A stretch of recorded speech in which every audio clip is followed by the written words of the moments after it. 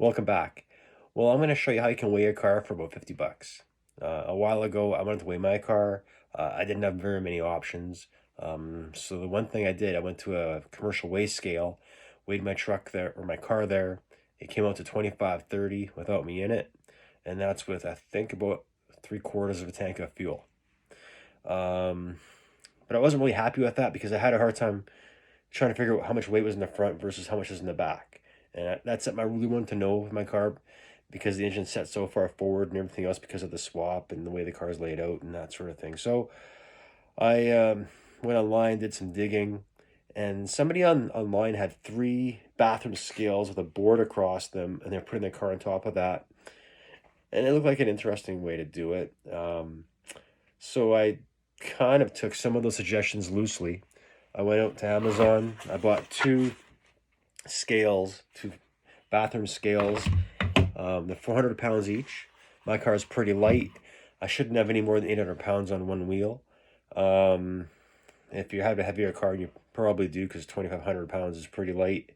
3 scales should work with the same. I'm not quite sure, but it should. But the first thing I did, I put them both down on the floor. I put a board across them and I weighed myself. Of course, you're always shifting your weight, so it wasn't 100% accurate, but it looked about right. And then I set the car up. So the first thing I had to do was block the entire car up the exact same height. So all 4 corners are the same height with the scale underneath them. And I'll show you how that works in a minute. But it was almost dead on. So when I weighed him and added everything up, it came up to 2509. And that's with less fuel in it than I had before. So it's probably right on the money. It's probably a couple pounds out, maybe at the most. I don't know if you can see this at all, but I found a nice little chart online that breaks down the weight distribution and all that sort of thing.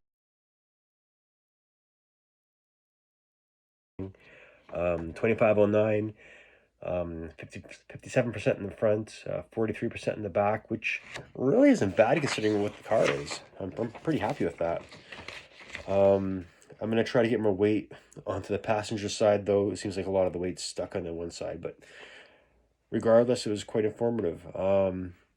Yeah, so just in a few minutes here, I'll take you out to the garage, and I'll show you what I'm doing out there.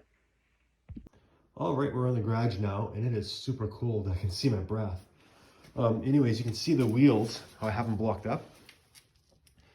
And I measured those out exactly to the height of the scale. So the height of the scale plus a 2x6, which you'll see in a minute, is how thick these blocks are. I'm just gonna scoot over to this side. And as you can see, I have those 2 scales down at the bottom, and the 2x6 across the top. And one thing that's really important is to have the center right here of the 2 scales exactly in the middle of the wheel. Mine's a little bit off, but it'll be close enough.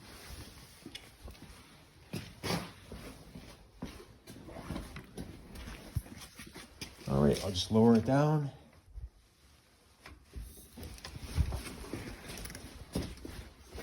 And you can see the scales are settling. There we go. And that's how it's done.